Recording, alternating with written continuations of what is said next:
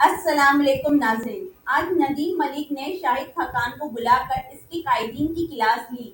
نون league وہ جماعت ہے جو جمہوریت کے حمایت دار بنے پھرتے تھے، لیکن آج وہ اسٹیبلشمنٹ کی جی حضوری کرتے ہوئے نظر آ رہے ہیں۔ دوسروں کو سلیکٹڈ کہنے والا خود سلیکٹڈ ہو کر آئے ہیں، وہ کیا جمہوریت اور ڈیموکریٹس کے بارے میں سوچیں گے؟ ندیم ملک اور شاہد خاقان کی گفتگو سنتے ہیں، پھر بات کرتے ہیں۔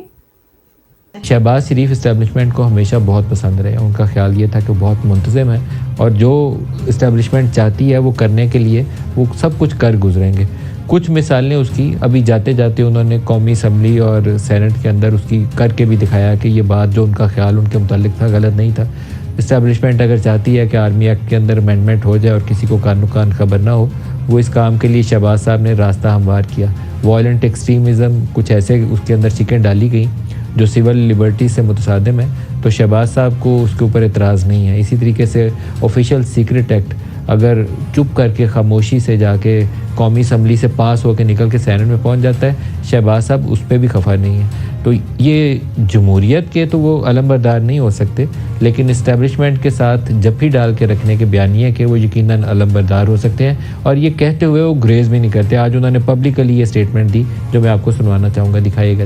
یاد دوستانہ دیتے رہیں کہ یہ تو جناب یہ تو اسٹیبلشمنٹ کا آدمی ہے، فلاں ہے. مجھے ان چیزوں سے میری صحت پر کوئی اثر نہیں پڑتا. قائد اعظم کا نام ہمارے سارے سیاستدان استعمال کرتے ہیں اور کوئی قریب سے بھی نہیں گزرا جو اسپرٹ وہ لے کر چلے تھے، جو کہ ہم نے پاکستان جس میں آج سانس لے رہے ہیں، جس طریقے سے انہوں نے حاصل کیا اور جو جدوجہد کی، کوئی قریب بھی نہیں پھٹکتا. ان کے صرف نام لے کے تو اپنے نمبر ٹانگنے کی خاطر استعمال کرتے ہیں. راتوں کو جا کے جی ایچ کیو میں میٹنگ کرنا یہ شہباز شریف صاحب کا یقیناً کمال تھا. اور خواجہ آصف نے اب اس کا پبلکلی ایک بیان کے اندر اظہار بھی کر دیا کہ وہ ہمیں پنجاب حکومت آفر کی گئی تھی، اس ایکسٹینشن کے لیے بھی نواز شریف کو آمادہ کرنے یا اس میٹنگ کی ڈسکشن کے لیے جو 4 لوگ گئے تھے وہ یہی 4 لوگ تھے. خواجہ آصف گئے تھے، شہباز شریف گئے تھے، ایاز صادق گئے تھے اور رانا تنویر گئے تھے. تو یہ جمہوریت ہے. اگر یہ جمہوریت ہے تو پھر ہمیں اس کا نام لینا بند کر دینا چاہیے. کون لوگ تھے جو اس وقت آج سے 3.5 سال پہلے جنرل باجوہ کی ایکسٹینشن کرانے کے لیے لندن گئے تھے؟ نہیں دیکھیں، میں تو اس وقت جیل میں تھا.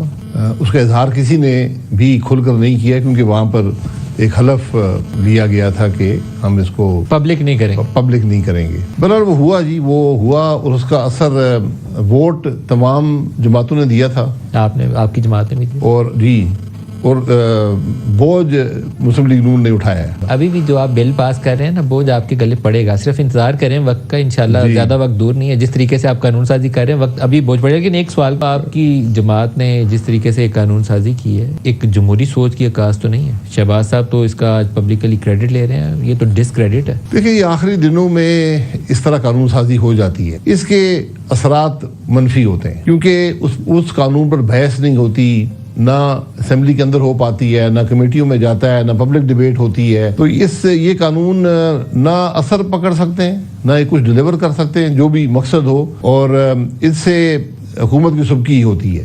یہ سوچ سمجھ کر یہ ایسے قانون بنانے چاہیے. فنڈامنٹل رائٹس کے خلاف اور سول لبرٹی میں یہ کہہ رہا ہوں، اگر ایک جمہوری پارٹی قانون سازی کر رہی ہے اور انگوٹھے چھاپ رہی ہے اوپر، تو آپ جمہوری پارٹی نہیں ہے. نہیں، وہ جمہوریت پہ آپ اسپیکولیٹ کر سکتے ہیں، آپ رائے دے سکتے ہیں، لیکن جلد سازی میں جو قانون سازی ہوتی ہے، میں نے اس کے ہمیشہ منفی اثرات ہی دیکھے، اور وہ قانون بھی ناکام ہو جاتا ہے. اس بنیاد پر کس چیز کا دباؤ ہے کہ جس کی خاطر آپ نے یہ آفیشیل سیکرٹ ایکٹ کو اس انداز سے کیا؟ نہیں، میں اس بات کو نہیں جانتا کیا دباؤ ہے، لیکن یہ ایک ضروری سمجھا گیا، کیونکہ ڈیبیٹ نہیں ہوئی تو میں اس پہ کچھ کہنے سے قاصر ہوں کہ کیا وجہ تھی، کیوں ہوا. لیکن جب بھی ڈیبیٹ نہیں ہوتی کسی قانون پر تو اس کے اثرات اچھے نہیں ہوتے. 10 اپریل 2022 کو جو عدم اعتماد آیا، عدم اعتماد کر سکتے تھے آپ لوگ. اس وقت بھی اسٹیبلشمنٹ کے ساتھ انٹریکشن، آپ لوگوں کی ملاقاتیں، آپ کی اور پیپلز پارٹی کی قیادت دونوں کی ملاقاتیں چل رہی تھی. کر لیا آپ نے عدم اعتماد. اس کے بعد جو کچھ پاکستان کے ساتھ ہوا، آپ نے اقتدار پا کر درست فیصلہ کیا. لیکن میرا ہمیشہ یہ رائے رہی ہے کہ عدم اعتماد کے بعد آپ کو حکومت نہیں کرنی چاہیے تھی. الیکشن میں جانا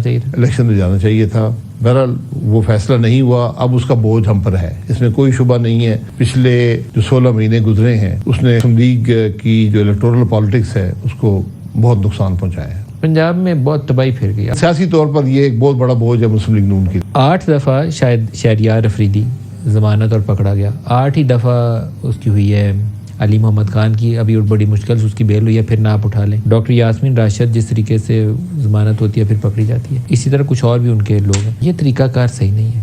آپ کیس چلانا بھی چاہتے ہیں تو کیس چلائیں، جو آپ کے پاس چارجز ہیں لے جائیں عدالت میں، لیکن 8 دفعہ ضمانتیں کینسل ہو کے بندہ اندر ڈال دیں، یہ طریقہ تو درست نہیں ہے. نہیں، میں اس بات سے اتفاق کرتا ہوں کہ ضمانت ملی ہے تو پھر آپ اس کو آنر کرنا پڑے گا. صرف سوال یہ ہے کہ ہمیں کیوں ضمانت نہیں ملتی تھی. آپ کمپیریزن تو نہیں کر سکتے. نہیں، میں بالکل میں اس کو جسٹیفائی نہیں کرتا، بٹ میں یہ بھی سوال پوچھوں گا کتنے مہینے جیل میں گزارے تھے آپ نے؟ 8 مہینے؟ 8 تقریباً 9 مہینے. لیکن تو آپ چاہتے ہیں کہ 8 مہینے شہریار افریدی کو بھی؟ نہیں، میں کہوں جو 8 دن بھی نہ گزارے. ویسے آپ کو جب جیل میں ڈالا تھا تو فیصلہ کس کا تھا؟ جنرل باجوہ کا فیصلہ تھا؟ یہ مجھے نہیں پتا جی. عمران خان صاحب نے خود اس وقت وہ یو ایس اے میں تھے اور انہوں نے وہاں پر بھرے مجمع میں کہا تھا، 5-8 ہزار آدمی تھا کہ جی میں نے آج ایک اور وکٹ گرا دی ہے، نام لے کر کہا تھا. جو آدمی خود کریڈٹ کلیم کرتا ہوں میں اب کیا کہہ سکتا ہوں. آپ کے خیال میں یہ سارے فیصلے عمران خان کے ہی ہوتے تھے اور امپلیمنٹ بھی عمران خان ہی کرتا؟ ایک آدمی خود کہہ رہا ہے، میں اس پہ تو کچھ نہیں کہہ سکتا. جب وہ اقتدار سے ہٹ گئے تو انہوں نے کہا نہیں میں نہیں کرتا تھا، یہ باجوہ صاحب کرتے. آپ تو خود وزیر اعظم رہے ہیں، آپ کو پتا ہے کس طرح. میں نے کوئی آدمی جیل میں نہیں ڈالا.